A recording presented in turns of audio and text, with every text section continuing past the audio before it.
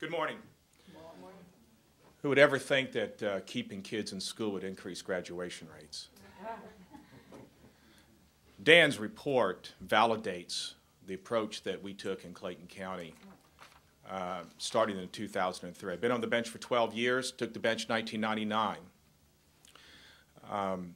Most of our referrals were coming from the school system. After school resource officers were placed in the schools in 1995, the year before we had 89 school referrals. By 2004, we had 1,400 each year. Our graduation rates had fallen to 58%. My role here is to talk about judicial leadership because this is a community problem. As I travel the country with the help of the NEPC Foundation and providing technical assistance on detention reform, particularly around this issue here, because when we open up the gates to make referrals to the juvenile court, we increase the risk of detention of kids. We know that now detention of kids is a risk factor itself, predicting reoffense rates. It is equal to gang membership and poor family function. That's pretty serious. We have to be careful when we make referrals and for what reason. But what happened in Clayton County is that as far as my role as a judge is concerned, if you think about it, these kids who are touched by agencies and private providers generally do not intersect themselves together out in the community, but they do connect and intersect in the courtroom.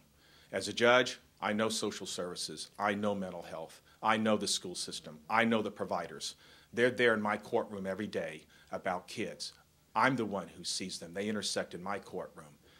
The juvenile court is the intersection of juvenile justice, and if it's the intersection, that makes me the traffic cop. Therefore, I do have a role to play, not just on the bench in my due process role, but off the bench, and that role comes down to convening. Because when I travel the country, the last person to come to the table is the school system, generally speaking. Now, I'm not going to go into the reasons I think. That's not the place for this right now, but the fact of the matter is they're the hardest folks to get to the table. But they do come when a judge asks. And that's the important role of a judge.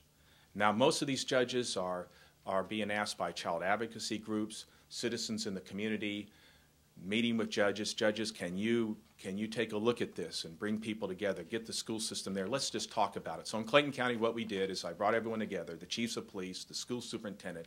I said, let's talk about it. For 9 months, we met aggressively. I brought in a facilitator, someone neutral, and at the end of this, we had a written protocol. And when we implemented immediately, we saw a reduction in school referrals. 91% of our school referrals were low-level misdemeanor offenses, school fights, disorderly conduct, disrupting public school, failure to follow the lawful command of a police officer. SRO sees Johnny in the hallway. Johnny, come here. Johnny takes off. He's arrested. Wow, I'd run too. So the bottom line is that we saw 78% reduction in referrals. But at the same time, we realized that we need to help the school system. That was nice about the collaboration and bringing everyone together. What do we do with these kids? What do we do with the chronically disruptive kids? And we realized that we need to connect the school system out with the community, so we created a system of care. And now we took the NEPC model of alternatives to detention and applied it to alternatives to suspension and expulsion. And so we started developing other programs. And this system of care, now the school system can refer kids to the system of care where they are assessed, find the underlying reasons why they're disruptive, chronically disruptive, determine their needs and match them with appropriate treatment programs in terms of family functional therapy, multi-systemic therapy, IFE services, things of that nature, maybe individual counseling. Many of these parents may need some help as well. So the bottom line is that we then saw a decrease in our suspension rates in elementary and middle school. Over this period of time, then we have reached a point where the graduation rates have increased almost 21%. So now school safety is the last thing I want to say. There are critics out there that say, well, we need to be tough on them for school safety. Really? Our school safety kept getting pretty poor.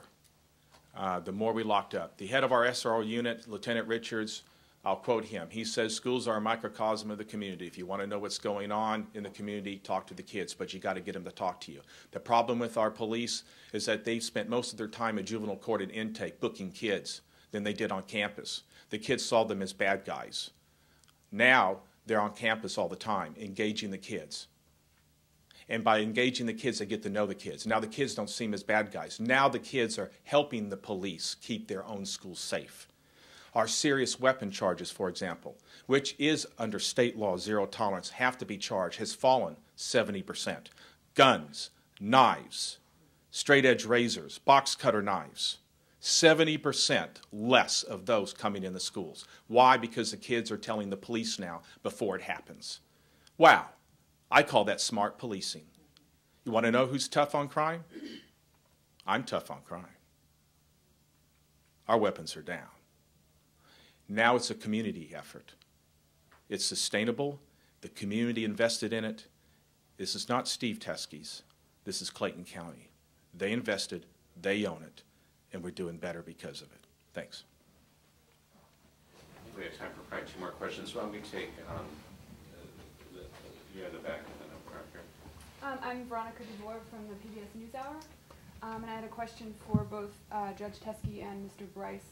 I'm wondering about the challenges you may have faced, budgetary or otherwise, in implementing your discipline reform plans in your respective districts, and what you feel might be preventing other districts from doing the same.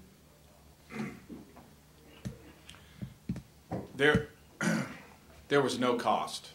That's what's nice about this. It's cheap. I mean, it's about system reform. We just had to take what we already have and just do it differently.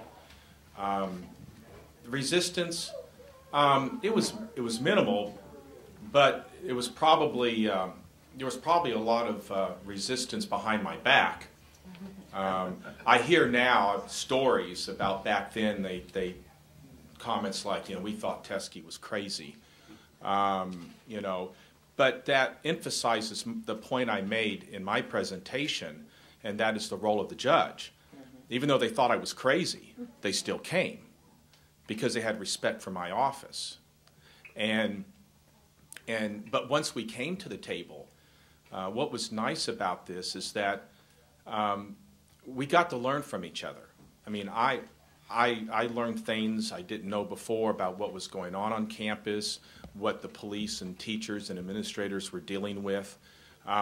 They learned about my system and the fact that in my world, I have to distinguish between the kids who make me mad and the kids who scare me. That's the role of the juvenile court, is to deal with the kids who scare me. The kids who make me mad, that needs to be somewhere else. And we had to figure out where that somewhere else is. And that's when we came up with the system of care. And one thing I didn't mention too is that as a result of reducing these numbers, I mean, there's 1,400 that went down to about 350, okay? That meant that our probation caseloads went down. We started to target now the high-risk offenders in the community. That small group out there that are what we call the wolves, okay? And by doing that, we also were able to apply the research that shows that once you target high-risk, first you have to target the high-risk offenders and provide them the intensive treatment and surveillance that they need in order to reduce their rate of recidivism. The research also shows that if you treat low-risk youth like their high-risk youth, you actually increase the risk that they will reoffend. You make criminals out of them, okay? And so we looked at that data. We saw that was happening. And so as a result, our caseloads went from, as high as 150 down to what they are now, which is 20 per officer. But those 20 kids, if they don't get the supervision that they're getting now, okay, they will break into your house. They will steal your car. But see, that recidivist rate has gone down dramatically. So that means our community is safer, not just the schools, but the community is safer because we're now targeting the high-risk youth and getting them the supervision they need so that they don't continue to commit delinquent acts.